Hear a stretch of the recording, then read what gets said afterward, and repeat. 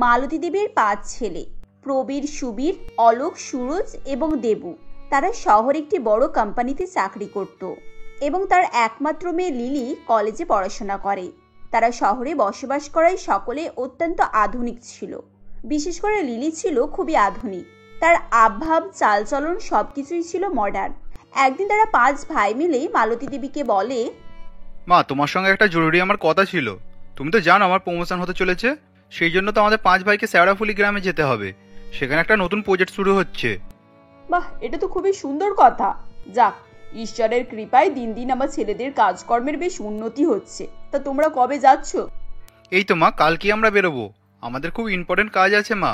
তুমি আমাদের 5 ভাইকে আশীর্বাদ করো, আমরা যেন ভালোভাবে ওখানে কাজ করতে পারি। হ্যাঁ রে বাবা, আমার সবসময় আশীর্বাদ তোদের সব ভাই বোনেদের উপরে আছে। মালতী দেবীর কথা শেষ হতে না হতেই লিলি বলে ওঠে, এ মা, হ্যাঁ রে দাদা, তোদের শেষে কিনা ওই শেওড়াফুলি গ্রামে কাজ পড়লো? আমি শুনেছি ওই শেওড়াফুলি গ্রামটা একদম আনকালচার, পাতি ভাষায় বলতে গেলে একেবারেই গাইয়া। ওখানকার মানুষজনদের বেশভূষা, চালচলন একেবারে ব্যাকডেটেড, জানিস? ওহ লিলি, তোর না সব জিনিসে ফুটকাটার স্বভাব হয়ে গেছে। বলি, তোর দাদারা কি ওখানে বিয়ে করতে যাচ্ছে যে ওখানকার মানুষজন কেমন দেখে শুনে যেতে হবে? তো দাদারা কাজের সূত্রে ওখানে যাচ্ছে, আর এটা ওদের একটা বড় প্রজেক্ট। এসব কথা বলে অযথা বাধা দিস না তো। আচ্ছা ঠিক আছে মা, আমরা এখন শুতে যাচ্ছি, কাল সকাল সকাল বেরোতে হবে। এই বলে যে যার ঘরে ঘুমাতে চলে যায়।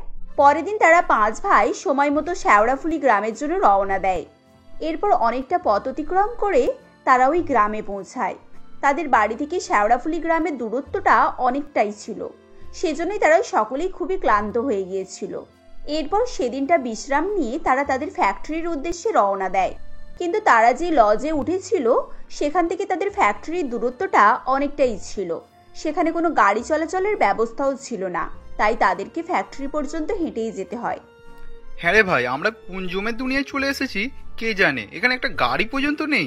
হেঁটে হেঁটে পুরো ক্লান্ত হয়ে যেতে হচ্ছে। হ্যাঁ রে দাদা, আমার তো জল তৃষ্ণা পেয়ে গেল। এখানে তো আশেপাশে কোনো দোকানও দেখছি না যে একটা জলের বোতল কিনে খাবো। তৃষ্ণা তো আমারও পেয়েছে ভাই। ওই দেখ ভাই, ওখানে একটা জলের কল দেখা যাচ্ছে না?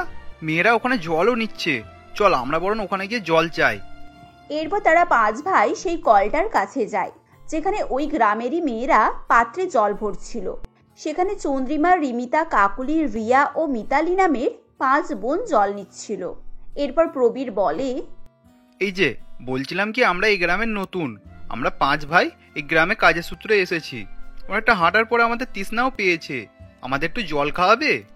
হ্যাঁ আসুন না, অবশ্যই। আপনারা আমাদের গ্রামে নতুন, বলতে গেলে আমাদের গ্রামের অতিথি। আপনাদের সুবিধা অসুবিধা দেখা তো আমাদেরই কর্তব্য। চন্দ্রিমার কথা প্রবীরের খুব ভালো লাগে। আসলে তারা 5 বোন যেমন দেখতে সুন্দর ছিল, তেমনই খুবই সংস্কারী।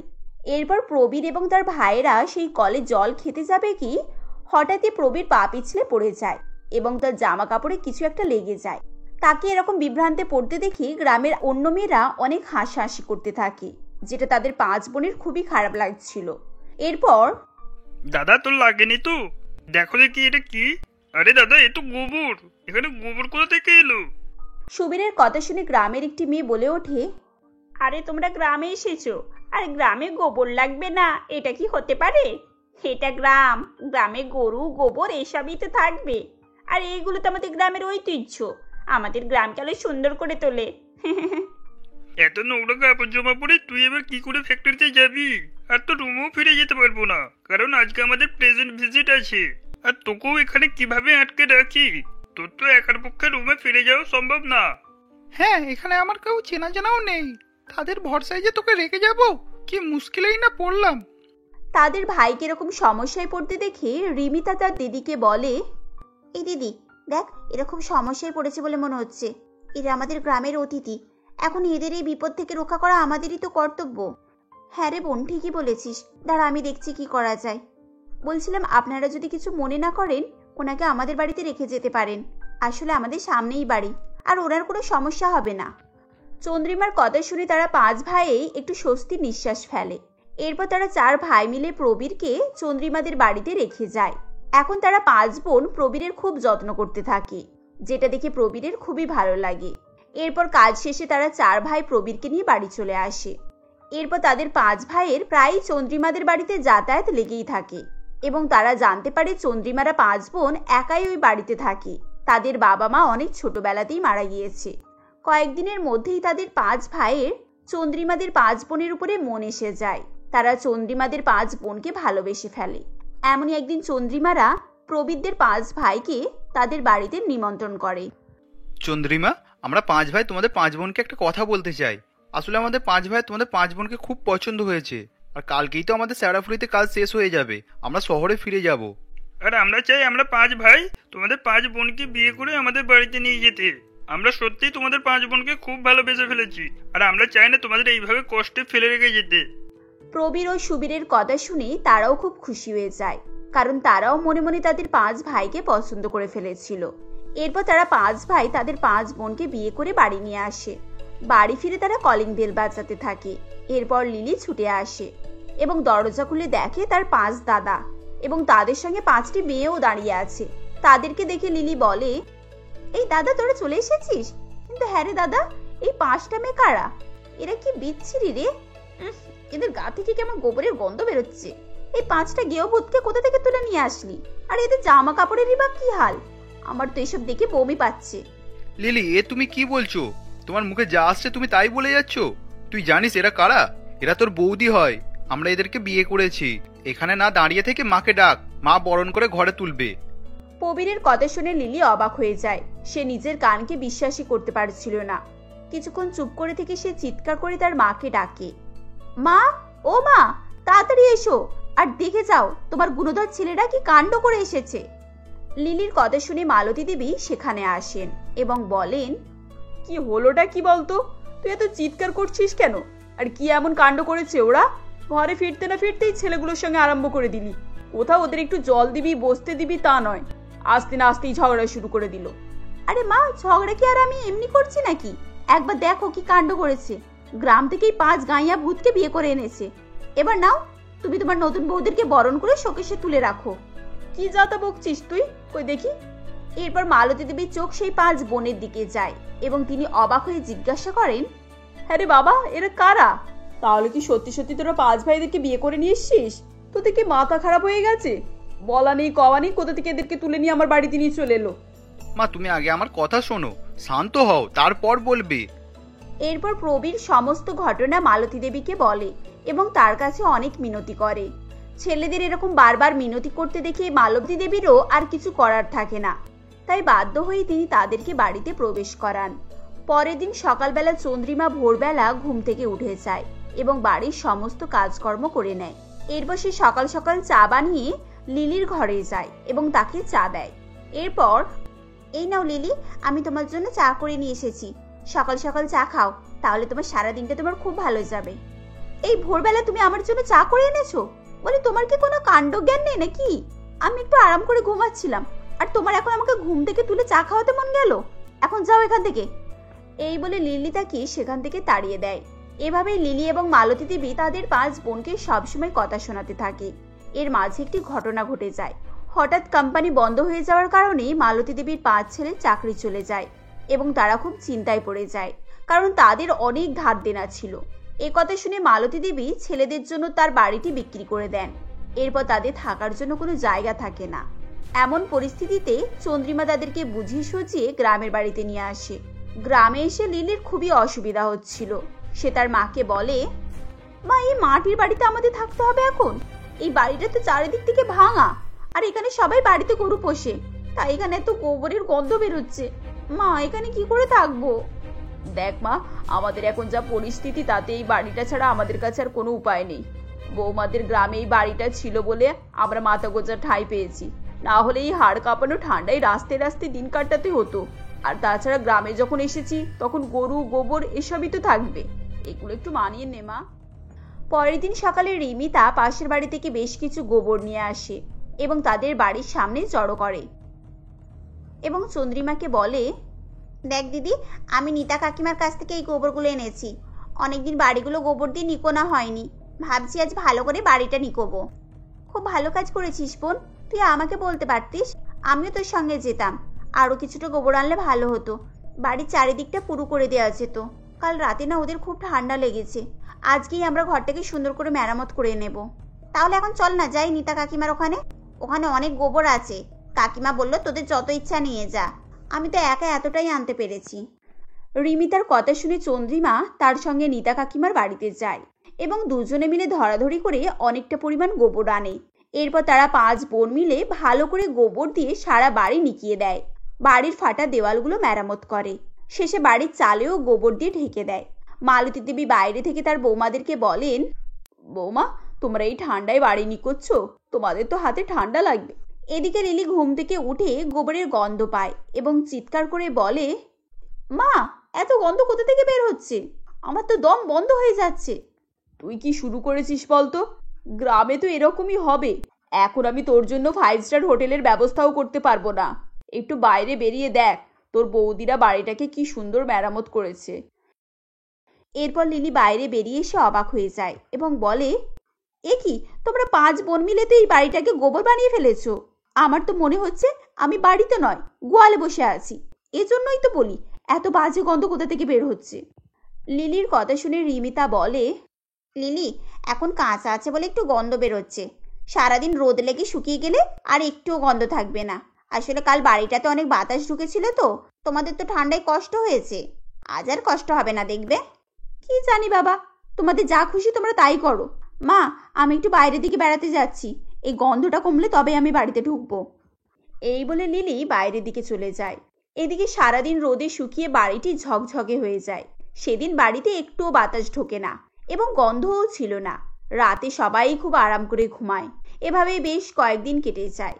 একদিন প্রবীর বলে, এইভাবে আর কদিনই বা কাটবে, সংসার চালাতে গেলে কিছু না কিছু একটা ব্যবস্থা করতেই হবে। এখন যা আমাদের পরিস্থিতি তাতে আমরা শহরেও ফিরে যেতে পারবো না। প্রবীরের কথা শুনে চন্দ্রিমা বলে, আমরা যদি ধার করে কোনোভাবে 2টো গরু কিনে ফেলতে পারি তাহলে আমাদের সংসার চালানোর সমস্যা থাকবে না। গরুর দুধ বিক্রি করে ঘুটে বিক্রি করে মোটামুটি আমাদের সংসার চলে যাবে। কিন্তু চন্দ্রিমা, 2টো গরু কিনতে গেলে তো অনেক টাকা পড়ে যাবে, আমাদের কাছে এখন তো অত টাকাও নেই। এমন সময় মালতী দেবী বলেন, বাবা আমার এই সোনার চুড়ি 2টো নিয়ে যা, এগুলো তোর বাবা আমাকে তৈরি করে দিয়েছিল, খাঁটি সোনার তৈরি, এগুলো বিক্রি করলে অনায়াসে 2টো গরু কেনা যাবে। এরপর পরের দিন প্রবীর সেই চুড়িগুলোকে বিক্রি করে 2টো গরু কিনে আনে। তারা 5 বোন মিলে প্রত্যেক দিন গোবর দিয়ে ঘুঁটে দেওয়া শুরু করে এবং সেই ঘুঁটে শুকনো হলে 5 ভাই মিলে সেগুলো বাজারে বিক্রি করে। ঘুঁটে বিক্রি করে এবং দুধ বিক্রি করে ধীরে ধীরে তাদের কিছু টাকা পয়সা জমে যায়। এরপর দেখতে দেখতে তারা আরও কিছু গরু কেনে আর এভাবেই তাদের সংসারে উন্নতি হতে থাকে। যামিনী দেবীর 5 বৌমা রাধা, নিশা, মনিকা, জুহি এবং বৃথি খুবই অলস প্রকৃতির ছিল। তারা সারাদিন শুয়ে বসে টিভি দেখে এবং ফোন ঘেঁটে দিন কাটাতো। এমনকি তারা নিজেদেরকেও পরিষ্কার পরিচ্ছন্ন রাখত না। এই নিয়ে যামিনী দেবীর বিরক্তির সীমা ছিল না। একদিন বেলা 10টায় যামিনী দেবী চিৎকার চেঁচামেচি শুরু করেন এবং বলেন, বৌমা ও বৌমা, আরে কোথায় গেলে তোমরা? সবাই ঘড়িটা দেখেছো কটা বাজে? এখনো কি সব পড়ে পড়ে ঘুমাচ্ছ নাকি? আমি কোন ভোরে উঠে বসে রয়েছি, কখন প্রেসারের ওষুধ খাওয়া হয়ে গেছে, এখনো 1 কাপ চা জুটলো না ভাগ্যে। এমনই সময় নিশা বাইরে বেরিয়ে আসে এবং বলে, ওহ মা, এই সকাল সকাল এত চিৎকার চেঁচামেচি শুরু করেছেন কেন বলুন তো? সকালে আপনাকে চা খেতে হবে, এটা কি বাধ্যতামূলক? 2টো বিস্কুট দিয়ে 1 গ্লাস জল খেলেও তো হয়। তা হবে কেন শুনি? তোমার বাবা মা কি সে শিক্ষা দিয়ে তোমাকে পাঠিয়েছে? শাশুড়িকে চা না করে দিয়ে জল খাওয়ার উপদেশ দিচ্ছ? কি দেখেছে তোমাদেরকে আমি আমার বাড়ির বউ করে এনেছিলাম, তা উপরওয়ালাই জানেন। 5-5টা বউ থাকতে সকালে 1 কাপ চা জুটবে না ভাগ্যে? মেজো বৌমা, ও মেজো বৌমা, তুমিও কি কানে কালা হয়ে গেলে নাকি? চিৎকার চেঁচামেচি শুনে যামিনী দেবীর বাকি বউগুলো বাইরে বেরিয়ে আসে। তখন তিনি বলেন, এই যে তোমরা 5 জন মিলে কি নাকি সর্ষে তেল দিয়ে ঘুমাচ্ছ? পাশের বাড়িতে গিয়ে দেখো, দুপুরে রান্না বান্না, ঘর মোছা, কাপড় কাচা সব কাজ সারা হয়ে গেছে। তোমরা কি ধরনের মেয়ে গো? তোমাদের বাপের বাড়িতে কি এরকমই চালচলন হয় নাকি? দেখুন মা, সকাল সকাল বাপের বাড়ির কথা নিয়ে খোঁটা দেবেন না। সকালে চা দেবার কথা বড়দির, সে যদি আপনাকে চা না দেয় তাতে আমাদের দোষ কি? বারে, রোজ সকালে আমি চা দেবো আর তোমরা নাকে সর্ষে তেল দিয়ে ঘুমাবে কেন? 1 দিন তোমরা চা দিতে পারো না? আমার নামে কি কোথাও লেখা আছে যে আমাকেই চা দিতে হবে? থাক, তোমাদেরকে আর আমার জন্য চা করতে হবে না। তোমাদের কথা শুনেই আমার পেট ভরে গেছে। এখন সব আমার মাথার সামনে থেকে সরো আর গিয়ে দুপুরের খাবারের জোগাড় করো। আজ আমার খুব মাথা ধরেছে মা, দুপুরের খাবার বাকিরা করবে, আমি গেলাম একটু ঘুমাতে। রোজ রোজ তোমার একই বাহানা বড়দি, কোন দিন মাথা ধরে, কোন দিন পেট ধরে, কোন দিন পেট ব্যথা হয়। তোমাকে তো কোনোদিনও রান্না বান্নাতে একটু সাহায্য করতে দেখিনি। আমি আর মেজো বৌদি মিলেই সমস্ত রান্না বান্না করি। মা আপনি বরং কাজগুলো ভাগাভাগি করে দিন, এভাবে চললে তো যে কেউ ফাঁকি দিয়ে বেরিয়ে পড়বে। তোমরা কেউ কম নয়, বুঝেছো? একটার থেকে আরেকটা বেশি বড় ফাঁকিবাজ। ঘরের অবস্থা দেখো, কোনো লোকজন যদি ঘরে এই সময় ঢুকে পড়ে তাহলে লজ্জার সীমা থাকবে না। চারিদিকে নোংরা পড়ে আছে, পরিষ্কার পরিচ্ছন্ন করতে জানো না নাকি তোমরা? এভাবেই তখন যামিনী দেবী গজগজ করতে থাকেন এবং তার বৌমারা সেখান থেকে সরে যায়। এটি যামিনী দেবীর বাড়ির প্রত্যেক দিনেরই রুটিন ছিল। প্রতিদিন সকাল হলেই তাদের বাড়িতে এরকম গন্ডগোল লেগেই থাকতো। এই কারণে আশপাশের লোকজনও খুব একটা তাদের বাড়িতে আসতে চাইতো না। একদিন পাশের বাড়ির মণ্ডল কাকু এবং তার স্ত্রী রাধিকা তাদের বাড়িতে আসে এবং মণ্ডল কাকু বলেন, আরে মণ্ডলদা, রাধিকা বৌদি, এসো এসো। কি ব্যাপার, আজ কোন দিকে সূর্য উঠেছে শুনি? এই তো চলে এলাম। আগামী 14 তারিখ ফাল্গুন মাসে আমার ছোট ছেলের বিয়ে, তাই নেমন্তন্ন করতে চলে আসলাম। তোমার 5 বৌমা সব ছেলেদের নিয়ে এসো। রাধিকা দেবী তাদের ঘরের চারপাশ ভালো করে নজর ফিরিয়ে দেখতে থাকেন। ঘরদোরের অবস্থা অগোছালো ভাব দেখে তিনি একটু অস্বস্তি বোধ করতে থাকেন। এমন সময় হঠাৎ যামিনী দেবীর রান্নাঘর থেকে পচা গন্ধ বেরোতে থাকে। তখন রাধিকা দেবী এবং মণ্ডল কাকু নাকে হাত চাপা দিয়ে বলেন, আরে বৌদি, কিসের এত পচা গন্ধ বেরোচ্ছে? পচা গন্ধ? কই না তো, আমি তো কোনো গন্ধ পাচ্ছি না। মনে হয় পাশের ড্রেন থেকে বেরোচ্ছে। আরে ও মেজো বৌমা, তোমার কাকু কাকিমার জন্য একটু জল খবর নিয়ে এসো। যামিনী দেবীর কথা শুনে এদিকে রান্নাঘরে কে চা তৈরি করবে সে নিয়ে বৌমাদের মধ্যে ঝামেলা শুরু হয়ে যায়। এমন সময় রাধা বলে, এই দেখো সকালের বাসন কোসন সব পড়ে রয়েছে, আমাকে ওগুলো মাজতে হবে। আমি যাই, তোমাদের মধ্যে কেউ চা করে দিয়ে দাও। আমি তো রান্নার জোগাড় করছি, এখন চা করতে বসলে রান্না করতে দেরি হয়ে যাবে, তখন মা সকলকেই বকবেন। এভাবেই তারা একে অপরকে চা করার কথা বলতে থাকে, কিন্তু কেউই চা করতে রাজি হয় না। শেষ পর্যন্ত বৃথি চা করে নিয়ে আসে এবং তাদেরকে দেয়। চায়ের কাপটি অত্যন্ত নোংরা ছিল এবং চায়ে একটি মাছি ভাসছিল, যা দেখে মণ্ডলবাবু চমকে ওঠেন এবং বলেন, ও বাবা, এখন আবার চা করতে গেলে কেন? থাক থাক, চা দিতে হবে না, আমি চা খাই না। সে কি দাদা, তা কখনো হয় নাকি? আপনাকে চাটা খেতেই হবে। দেখুন আমার বৌমা কত ভালো চা করে।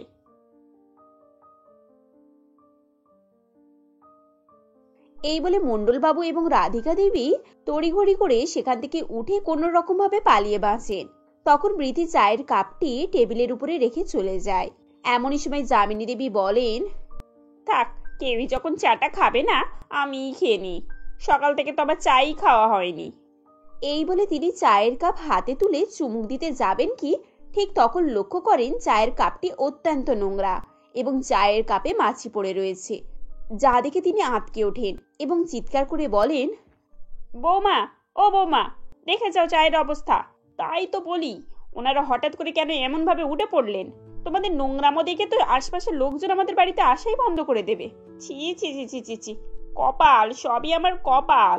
না হলে এই গ্যাদ্ধর নোংরা বৌমা আমার কপালে জোটে। এভাবেই কিছুদিন কেটে যায় এবং দীপাবলির সময় চলে আসে। একদিন যামিনী দেবী তার 5 বৌমাকে ডেকে বলেন, শোনো বৌমারা, 15 দিন পরে দীপাবলি। গিয়ে দেখো পাড়ার সমস্ত বৌমা শাশুড়িরা তাদের ঘরদোর পরিষ্কার পরিচ্ছন্ন করছে। তোমরা 5 জন রয়েছো, তার সঙ্গে আমিও একজন আছি। মোটা আমরা 6 জন। আমরা 6 জন মিলে পরিষ্কার পরিচ্ছন্ন করলে 2 থেকে 3 দিনের ভেতরেই আমাদের ঘরদোর পরিষ্কার হয়ে যাবে। তাই বলছি প্রত্যেকদিন কাজের পরে সবাই মিলে হাতাহাতি করে ঘরদোরগুলো একটু পরিষ্কার করবে, বুঝেছো? মা, সকাল সকাল তো আমি রোজ বাসন কোসন ধুই, অত কাজ করার পর আমি আর ঘর পরিষ্কার করতে পারবো না। আর আমি তো সবার কাপড় কাচি, ওই অত কাপড় কেচে রোদে শুকনো করা, তারপর তোলা, এই করতে করতে আমার কোমরের ব্যথা শুরু হয়ে যায়। ওই কোমরের ব্যথা নিয়ে আমি আর ঘর পরিষ্কার করতে পারবো না। মা, আপনি তো জানেন আমার হাঁটুর ব্যথা, আমি বেশিক্ষণ দাঁড়িয়ে থাকতে পারি না। ঘরদোর পরিষ্কার করা আমার দ্বারাই হবে না, আমি রান্না বান্না করাতেই ঠিক আছি। এভাবে এক এক করে তারা 5 বৌমাই ঘরদোর পরিষ্কার পরিচ্ছন্ন করার ব্যাপার নিয়ে বাহানা দেখায়। তখন মনিকা দেবী বিরক্ত হয়ে সেখান থেকে চলে যান। মনিকা দেবীর 5 বৌমা সবসময় নোংরাই থাকতো, তাই তাদের মাথায় উকুন, গায়ের চুলকানি যাবতীয় সমস্যা দেখা দেয়। তারা সারাদিন গা মাথা চুলকাতে থাকে। একদিন দুপুরবেলা তাদের প্রতিবেশী মালতী দেবী সেখানে আসেন এবং তিনি বলেন, নিশা, মনিকা, রাধা, তোমরা কেউ বাড়িতে আছো? মালতী দেবীর ডাক শুনে মনিকা বেরিয়ে আসে এবং বলে, আরে মালতী কাকিমা, কি ব্যাপার, ডাকছেন যে? আসলে আমার নাতিটা না দুধ দিয়ে ভাত খাবে, আর দেখো না আজ বিড়ালে সব দুধ খেয়ে ফেলেছে। তোমাদের কাছে এক বাটি দুধ হবে গো? হ্যাঁ কাকিমা, দুধ আছে, আপনি একটু দাঁড়ান, আমি এক্ষুনি এনে দিচ্ছি। এই বলে মনিকা ঘরের ভিতরে চলে যায় এবং মালতী দেবীর ঘরের ভেতরে প্রবেশ করেন। চারিদিকে নোংরা, আবর্জনা এবং দুর্গন্ধ, তাই তার দম বন্ধ হয়ে আসে এবং তিনি মনে মনে বলেন, আরে বাপরে, যামিনী দেবীর বউগুলো তো কত নোংরা, এদের ঘর থেকে কি বিচ্ছিরি গন্ধ বেরোচ্ছে। 5-5টা বউ, ঘরে একটু পরিষ্কার পরিচ্ছন্ন করতে পারে না? এরা কি করে এই ঘরে থাকে কে জানে। এরপর তিনি লক্ষ্য করেন মনিকা গা হাত চুলকাতে চুলকাতে একটি বাটিতে করে দুধ নিয়ে এসে তার কাছে দেয়, যা দেখে তার খুব ঘেন্না লাগে এবং তিনি বলেন, আরে মনিকা বৌমা, আমি তো বলতে ভুলেই গিয়েছিলাম, আমার বৌমা না বাজার থেকে টিনের দুধ কিনে এনেছে, ও দিয়েই বাবুর খাওয়া হয়ে যাবে। তুমি এই দুধ রেখে দাও, আমি নেব না। আরে কাকিমা, ছোট বাচ্চাটিকে টিনের দুধ খাওয়াবেন কেন? ভালো গরুর দুধ খাওয়ান। এই নিয়ে যান, বাটিটা পরে ফেরত দেবেন। এই বলে জোর করে মনিকা মালতী দেবীকে দুধের বাটিটা ধরিয়ে দেয়। মালতী দেবী সেই বাটিটা নিয়ে বাইরে বের হন এবং ডাস্টবিনে দুধটা ফেলে দেন। নিশা আড়াল থেকে ঘটনাটি লক্ষ্য করেন এবং বলে, এটা কি ধরনের কাজ হলো? মালতী কাকিমা আমাদের বাড়ি থেকে দুধ নিয়ে গিয়ে ডাস্টবিনে ফেলে দিলেন। ওনার যদি দরকারই ছিল না, তাহলে উনি চাইতে এসেছিলেন কেন? এমন সময় যামিনী দেবী বলেন, তোমরা এখনো বুঝতে পারছো না উনি কেন দুধটা ডাস্টবিনে ফেলে দিলেন? তোমাদের নোংরামো দেখে, তোমাদের ঘর থেকে যে পচা দুর্গন্ধ বের হচ্ছে, তাতে উনি নাক মুখ সিটকে দুধ নিতে অস্বীকার করছিলেন। আর মনিকা বৌমা যখন গা চুলকাতে চুলকাতে দুধের বাটিটা তাকে ধরিয়ে দিল, তখন তিনি বাধ্য হয়ে বাচ্চাকে দুধ খাওয়াবে না বলে দুধটা ফেলে দিলেন। এই কথা শুনে যামিনী দেবীর 5 বৌমার লজ্জায় মাথা নিচু হয়ে যায় এবং তারা তাদের ভুল বুঝতে পারে। দেখতে দেখতে কয়েকদিন কেটে যায়। হঠাৎ একদিন যামিনী দেবীর বাড়িতে ফোন আসে। তার দাদা সুজয় বাবু খুবই অসুস্থ। এই কথা শুনে তিনি ফোন নামিয়ে কাঁদতে শুরু করেন। তখন তার বড় বৌমা নিশা সেখানে ছুটে আসে এবং বলে, মা কি হয়েছে? কার ফোন এসেছিল? আর আপনি এভাবে কান্নাকাটি করছেন কেন? তোমার মামিমা ফোন করেছিল, তোমার বড় মামার খুবই শরীর অসুস্থ, তাকে হাসপাতালে ভর্তি করা হয়েছে। তাহলে তো আপনার শীঘ্রই হাসপাতালে যাওয়া উচিত। হ্যাঁ মা, আপনি এক্ষুনি বেরিয়ে পড়ুন, আর কয়েকদিন মামাদের ওখান থেকে ঘুরে আসুন, আপনারও মন ভালো হবে। বৌমাদের কথা শুনে যামিনী দেবী ভরসা পান। তার বৌমারা তার ব্যাগ গুছিয়ে দেয় এবং তাকে ট্যাক্সিতে তুলে দেয়। এদিকে দীপাবলির সময় আসছিল।